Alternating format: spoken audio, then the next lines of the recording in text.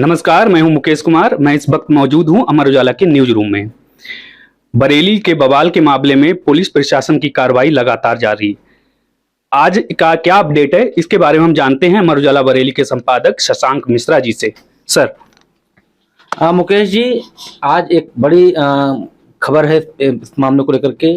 अब तक पुलिस और प्रशासन की कार्रवाई चल रही थी, लेकिन नगर निगम अब इस पिक्चर में आ गया है और नगर निगम ने जो आईएमसी के पूर्व प्रवक्ता हैं डॉक्टर नफीस, इनकी मार्केट नवल्टी चौराहे के पास में है, उसको सील करने पहुंची है। अभी इसमें 36 दुकानें हैं। इसी बिल्डिंग में आईएमसी का दफ्तर भी है। तो एक तरह से देखा जाए तो तौकीर रजा पर एक और शिकंजा कसने की तैयारी है। एक महकमा और आ गया है इनकी कार्रवाई पर। वीडियो की टीम ने भी कुछ अपनी हरकत शुरू की है। कुछ जगहों पर जो इनके सहयोगी थे, उनके लॉन, होटल, उनके नक्शे भी खंगाले जा रहे हैं, देखे जा रहे हैं। तो हम जैसा कि यूपी में बुलडोजर की बात होती है या बुलडोजर चलने की बात होती है, तो कहीं ना कहीं बरेली में भी वो बुलडोजर पोस्टर दिख रहा है और नगर निगम की टीम सीलिंग कार्रवाई करेगी। और हम लोग देख रहे हैं कि इसमें लगातार और भी डिपार्टमेंट्स और भी विभाग वो एक्टिव हो रहे हैं। तो जो भी बलवे के या जो बवाल के आरोपी हैं, अब उन पर कार्रवाई उसकी तेज हो रही है, प्रशासनिक कार्रवाई। तो ये अभी बड़ा एक अपडेट आज का आया है। सर, एक बवाल के बाद डीआईजी अजय कुमार साहनी ने कहा था कि सुनियोजित साजिश थी। कितनी कड़ी कार्रवाई हो सकती है? देखिए, बिल्कुल पुलिस की जो जांच आई है इसमें ये बात तो स्पष्ट हो गई और हम लोग भी इसको देख रहे हैं कि पहले शुक्रवार को आई लव मोहम्मद के समर्थन में एक कॉल की गई, भीड़ को बुलाया गया, नमाज के बाद लोगों को इकट्ठा करने की अपील हुई। फिर एक लेटर आता है मार्केट में, एक पत्र आता है तौकीर रजा के नाम से ही कि ये पत्र फर्जी है। ये पत्र आता है कि भाई आप ये स्थगित कर दिया गया। लेकिन मौलाना ने अगले दिन वीडियो जारी करके अपना ये कहा कि ये पत्र फर्जी है। तो कहीं ना कहीं इसको अगर देखा जाए तो ये पूरी तरह से एक सुनियोजित साजिश दिखाई दे रही है। और पुलिस की जांच में यह भी बात सामने आई कि जो नदीम हैं, जिनको पहले दिन गिरफ्तार किया गया था, जो कल गिरफ्तार हुए हैं शाहजहांपुर से, उन्होंने 55 लोगों को व्हाट्सएप कॉल में जोड़ के 16 लोगों को बुलाया था। तो जिस तरह की ये जिस तरह का घटनाक्रम रहा है, आप देखें पूरे शहर में जगह जगह भीड़ को इकट्ठा किया गया, मॉब को इकट्ठा किया गया। उस मॉब ने जिस तरह का पथराव या जिस तरह से फायरिंग हुई, पुलिसकर्मियों पर हमले हुए, तो ये इसको इससे इनकार नहीं कर सकते कि ये साजिश है। और पुलिस की जो जांच है वो निश्चित ही तथ्यों के आधार पर होगी, फैक्ट के आधार पर होगी, क्योंकि मुकदमे दर्ज हुए हैं 10 से ज़्यादा। तो उन मुकदमों पर पुलिस अपने साक्ष्य के साथ न्यायालय में जाएगी। तो पुलिस जो बात कह रही है या सार्वजनिक रूप से अधिकारी कोई वर्जन दे रहे हैं, तो उसमें सच्चाई होगी, ये हम लोग ऐसा मान रहे हैं।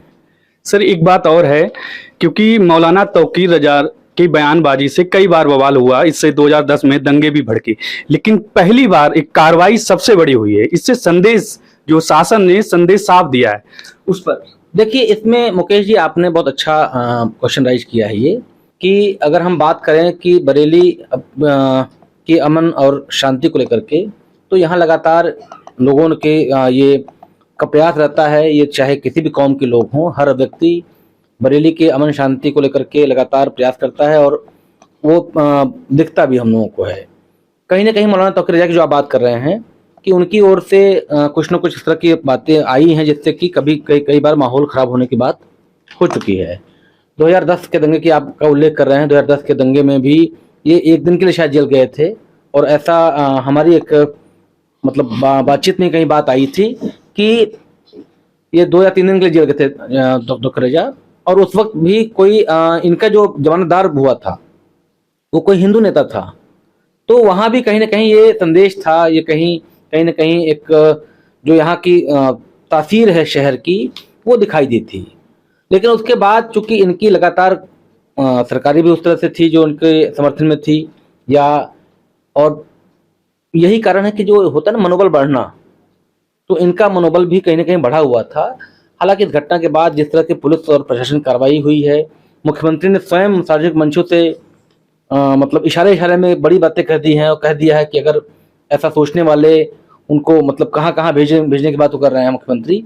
तो सरकार की जो मंशा है, सरकार का जो संदेश है जीरो टॉलरेंस का, सरकार का जो संदेश है भयमुक्त समाज का, तो उसी दिशा में काम हो रहा है।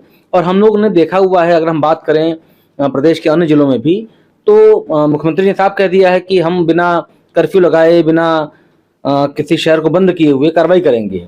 तो वही कार्रवाई हमको दिख रही है। तो रजा को जेल भेजना, उस पर रासुका की तैयारी करना, जो उनके जितने भी सहयोगी हैं उन सब पर शिकंजा कसना, गिरफ्तारी, जेल भेजना, और जो अब आज की हम बात कर रहे हैं कि नगर निगम की टीम पहुंची है सील करने के लिए। तो ये सब एक तरह से आप देखें तो एक बड़ा संदेश है। जो भी ऐसे लोग हैं, जो भी ऐसा गलत काम करने का प्रयास करते हैं या सोचते हैं या साजिश का प्रयास करते हैं, उनके लिए एक बड़ा संदेश है ये। सर एक बात और, ये त्योहारी सीजन चल रहा है, त्योहारी सीजन में जो कुछ भले ही शुक्रवार को कुछ घंटे के लिए, लेकिन पुलिस प्रशासन ने पूरी मुस्तैदी के साथ इस पर कंट्रोल पाया, लेकिन नुकसान कहीं ना कहीं कारोबार पर देखा गया है थोड़ा सा।